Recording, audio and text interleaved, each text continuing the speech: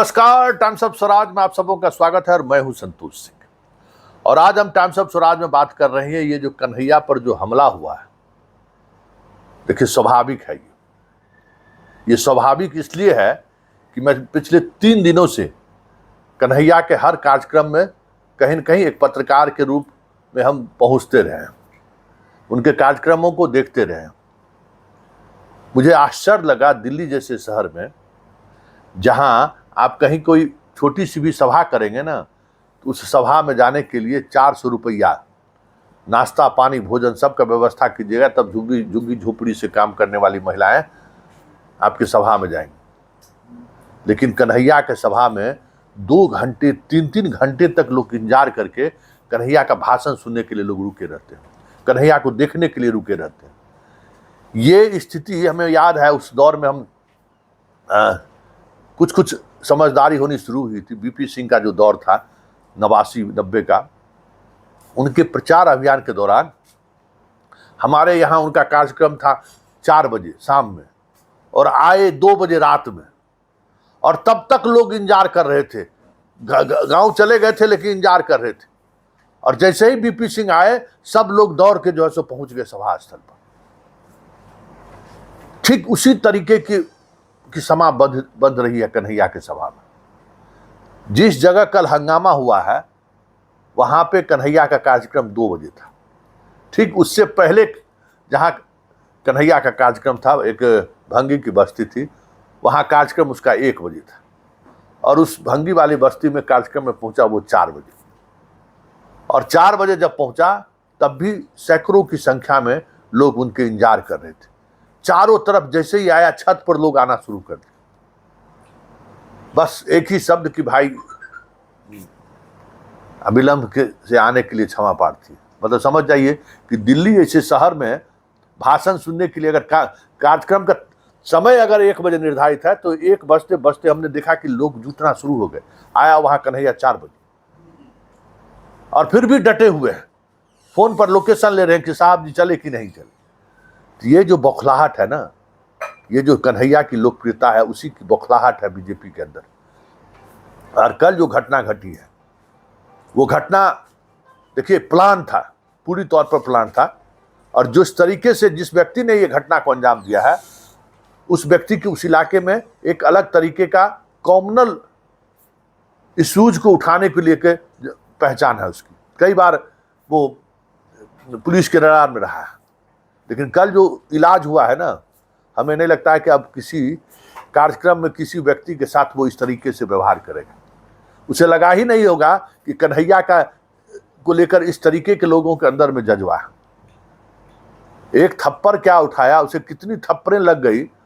वो तो टीम कन्हैया के लोग अगर बचाने नहीं जाते तो लोग उसको पीट पीट कर मारे। मॉब लिंचिंग का वो शिकार हो गया रहता इस तरीके का। और उसके बाद मतलब कार्यक्रम समाप्त हो चुका था, मिलन समारोह था, लेकिन उसके बाद जिस अंदाज में कन्हैया ताल ठोकते हुए चुनौती दिया, आज पूरे दिल्ली में बस इतना ही है कि इस बच्चे में दम है।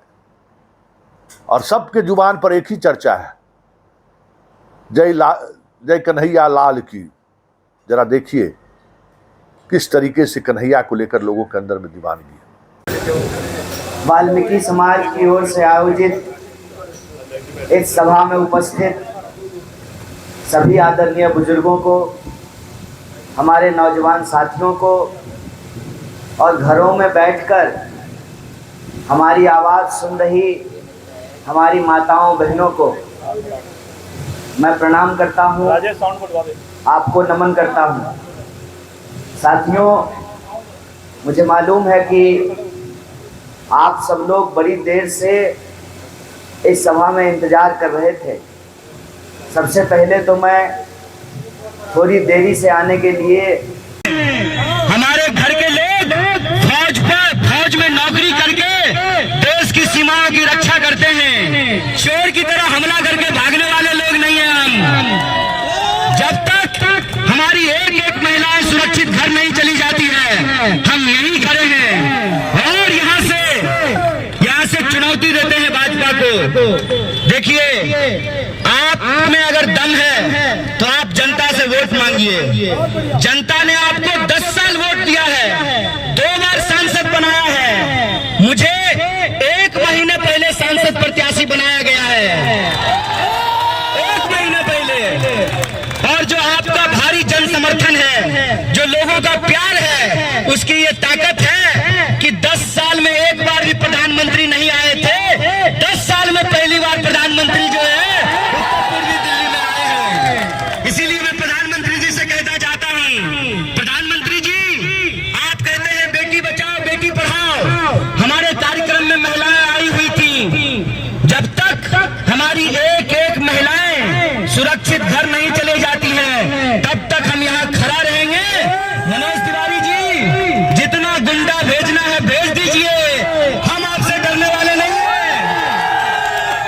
आप तमाम कार्यकर्ताओं से भी अपील है, साथियों, हम गांधी के सिपाही हैं, हम भगत सिंह के रास्ते पे चलने वाले हैं, हम डॉक्टर बाबा साहब भीमराव अंबेडकर के बनाए संविधान की रक्षा कर रहे हैं। आपसे हम यही आग्रह करते हैं कि जो कायर होते हैं वो हमला करते हैं, जिनके अंदर साहस होती है वो सत्य के लिए संघर्ष करते हैं। हम सत्य के लिए संघर्ष करेंगे और अपने हक के लिए लड़ेंगे। और उत्तर पूर्वी दिल्ली की जनता की जो समस्या है, चाहे जाम की समस्या हो, सड़क का चौड़ीकरण हो, जल भराव की समस्या हो, अच्छा स्कूल और अच्छा अस्पताल बनाने का सवाल हो, डबल पुस्ता रोड बनाने की बात हो, भजनपुरा तक सड़क का चौड़ीकरण का सवाल हो, इन सवालों पर हम संघर्ष करेंगे। इनके हमले से, भाजपा के द्वारा भेजे गए गुंडे से ये कन्हैया, ये बिहार का लड़का डरने वाला नहीं है। तो आपने देखा, और यही दीवानगी बीजेपी को परेशान कर रखा है। और उसको खत्म कैसे करें, उसको कम कैसे करें, या उसका एक अलग दिशा कैसे दे दें, इसके लिए वहाँ कुछ कॉमनल प्रॉब्लम हो, कन्हैया को लेकर कुछ ऐसी बातें कही जाए जिससे लोगों के अंदर में एक बार फिर से हिंदू मुसलमान की भावना भड़क सके। ये सब कुछ उसी की कवायद है। लेकिन जो समर्थन कन्हैया को मिल रहा है, बेगूसराय में भी कन्हैया के कार्यक्रम को मैंने देखा था और दिल्ली में भी देख रहा हूँ, दोनों में एक बड़ा फर्क है। हालांकि भाषण सुनने के लिए वहाँ भी लोग रुकते थे, यहाँ भी लोग रुक रहे हैं, लेकिन दोनों में फर्क ये है, बेगूसराय में बाहर वाले लोग ज़्यादा रहते थे, दिल्ली में दिल्ली वाले ज़्यादा रह रहे हैं। और दिल्ली वाले जिस तरीके से कन्हैया को दिल से ले रहे हैं, 4 जून को यहाँ परिणाम अप्रत्याशित, क्योंकि ये बीजेपी का गढ़ का इलाका है, गढ़ है भाई, कर बिहारी सब भी यहाँ खूब है, तो परिणाम ठीक उलट हो जाए तो कोई बड़ी बात नहीं होगी।